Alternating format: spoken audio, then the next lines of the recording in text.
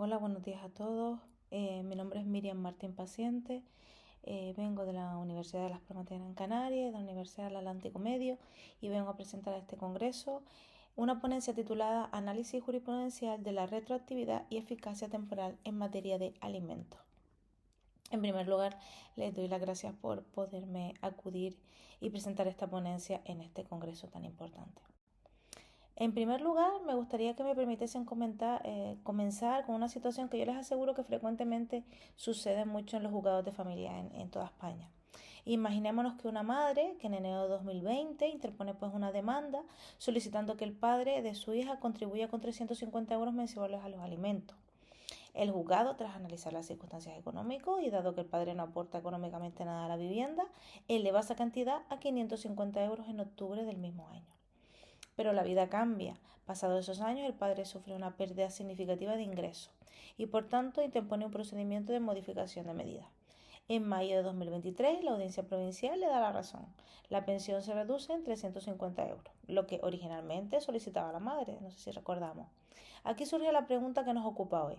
Esa reducción de 350 euros rige desde enero de 2020, momento en que se interpuso la demanda, o desde mayo de 2023, cuando se dicta la sentencia de modificación.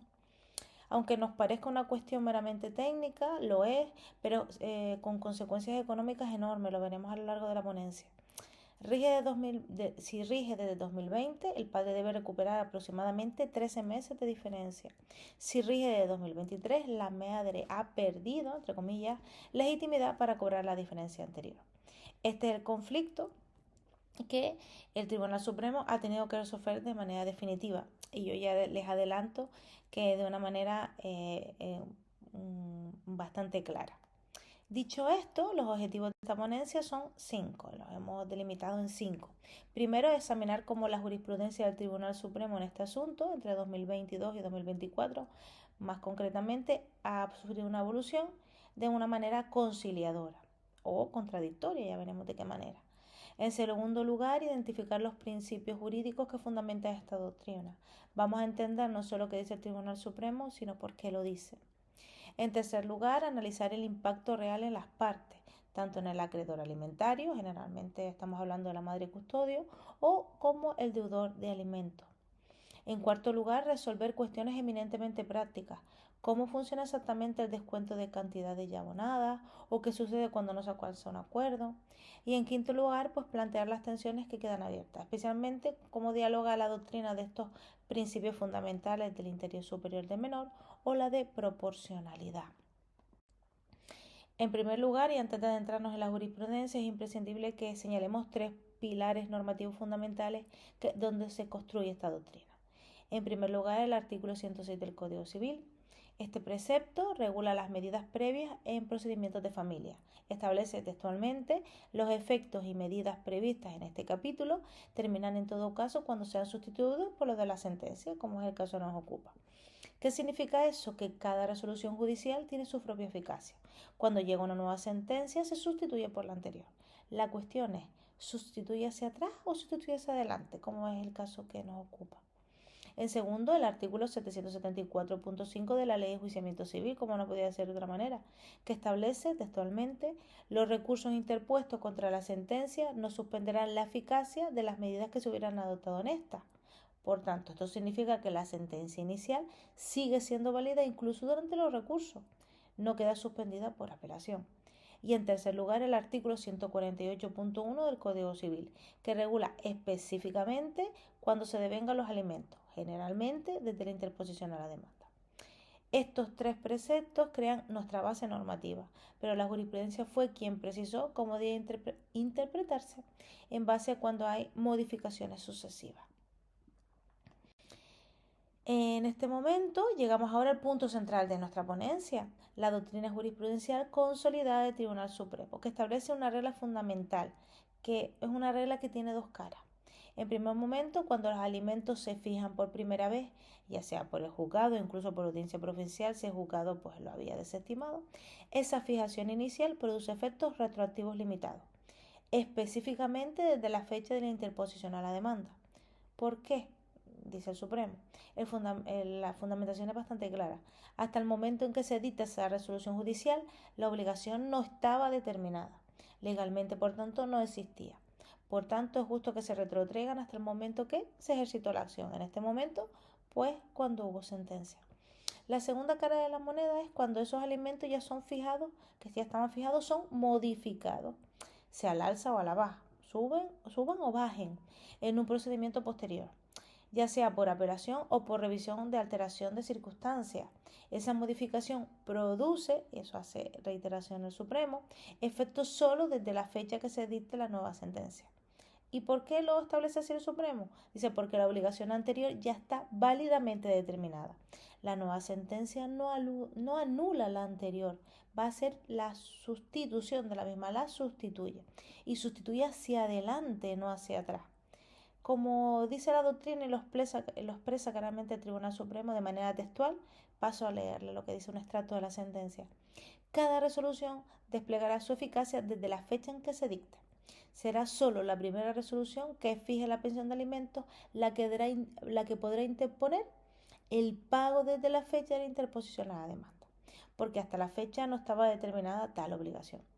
Las restantes resoluciones serán eficaces desde que se dicten, momento en que se sustituyen las anteriores acordadas, en este caso válidamente.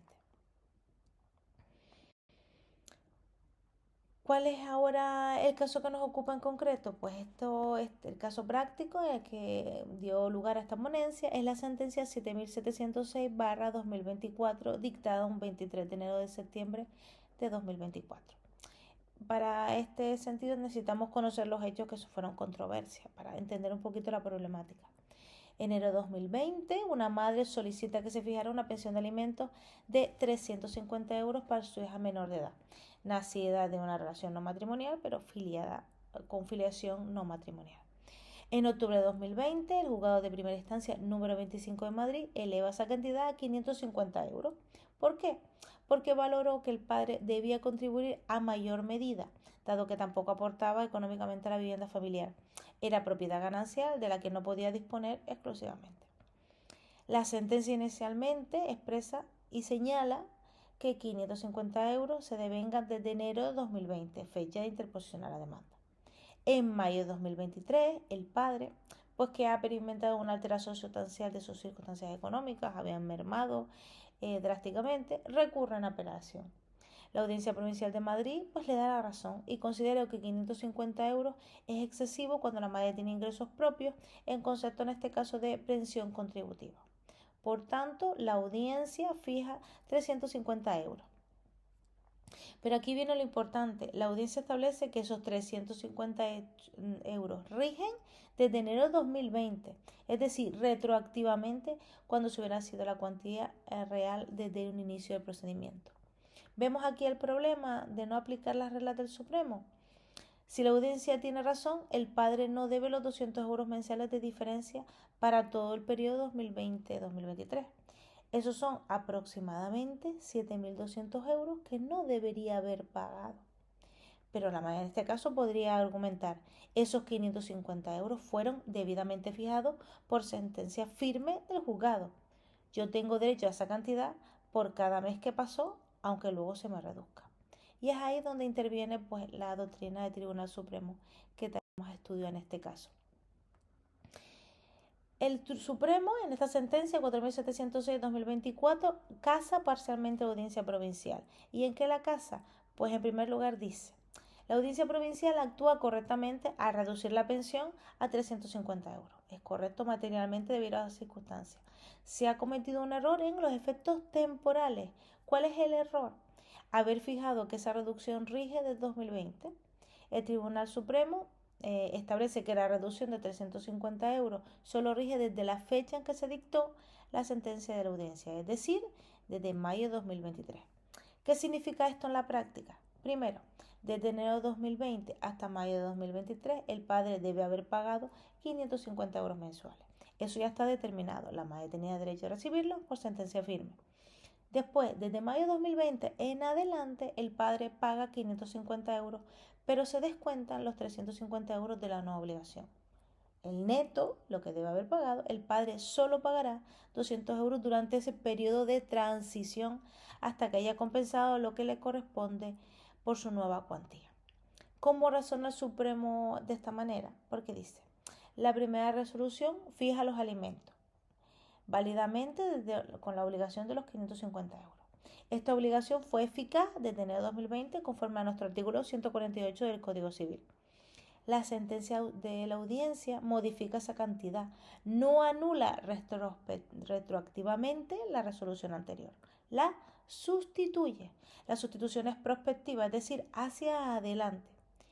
Y permitámonos que cada nueva resolución retrotraiga el inicio del procedimiento, estaríamos permitiendo que el deudor sea sorprendido retroactivamente. Dice que la nueva sentencia, la obligación estaba válidamente determinada. Esto significa que no hay una injusticia retroactiva en cobrar lo debido según una sentencia anterior. O así es como lo razona el Supremo. Pero ahora vamos a sintetizar un poco esa doctrina que viene consolidando el Supremo, sobre todo el año 2022 hasta 2024. Tenemos en pantalla, en la diapositiva, una serie de sentencias del año 2022 y 2024 que así lo determinan. Y hemos extraído un corpus jurisprudencial sobre las 5 reglas que se aplican en estos supuestos.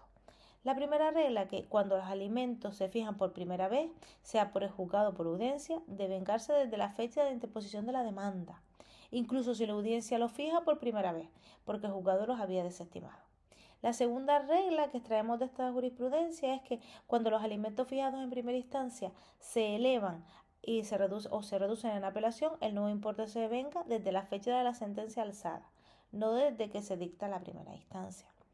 La tercera regla es que las sucesivas modificaciones de la cuantía en virtud de estos procedimientos de revisión por alteración de sustancias y circunstancias desencadenan su eficacia a partir del momento que fueron dictadas. En cuarto lugar, todo esto sin perjuicio de descontar las cantidades ya abonadas en concepto de alimentos por el condenado a pagarlas. Este descuento es crucial porque va a evitar pagos duplicados. Y en quinto lugar, y esto es importante en el caso que nos ocupa, no procede la devolución de alimentos consumidos aunque la obligación de prestarlos fuera reducida o incluso extinguida. Aquí llegamos a la conclusión a que debe haber un doble equilibrio. En primer lugar, la protección del alimentario, generalmente la madre que tiene la custodia. ¿Cuál es esa protección? Pues que los juzgados que fueron debidamente fijados son válidos. Cuando el juzgado en este caso fijó los 550 euros, esa cantidad debida. Por tanto, la madre no puede después, si las circunstancias cambian, ser privado de esa cantidad pues durante años. Y en segundo lugar, la protección del deudor. ¿Cuál es esa protección? Pues que no sea sorprendido retroactivamente con obligaciones distintas a las que conocía. Si el padre pagaba 550 euros conforme a esta sentencia, esa sentencia después se modifica, el padre no debe cargar retroactivamente con una obligación diferente. Su obligación anterior fue conocida y determinada judicialmente. ¿A qué conclusiones llegamos? Pues a algunas importantes. Primero, que la jurisprudencia del Supremo entre el año 2022 y 2024 ha proporcionado criterios claros, coherentes y predecibles sobre la retroactividad de las sentencias que modifican alimentos. Es un sistema no zigzagueante, no se modifica, está consolidado, sobre todo en las sentencias que hemos citado anteriormente, como la 412-2022, la C-2024, 482-2024 o la 904-2024 y por supuesto la que es objeto de estudio, la 4706-2024. La segunda conclusión es que este sistema responde a una lógica sistemática.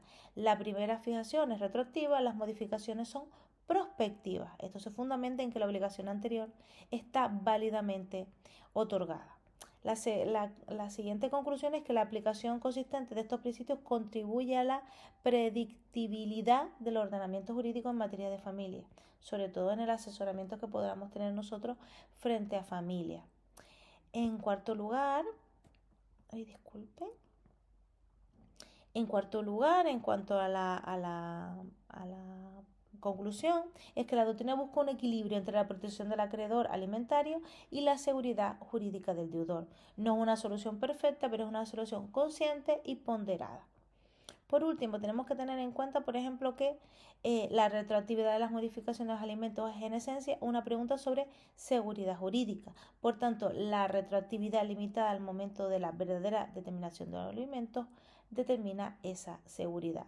Y la modificación y el derecho de familia, la previsibilidad en estos momentos, sobre todo en el tema de alimentos, es una forma de justicia en el ámbito de familia. Hasta aquí mi ponencia, les agradezco por su atención prestada y estoy dispuesta a responder cualquier pregunta que se genere a raíz de la ponencia y la visualización de este vídeo. Les doy muchas gracias por permitirme participar en este congreso y me quedo tanto de sus preguntas. Muchas gracias y buenas tardes.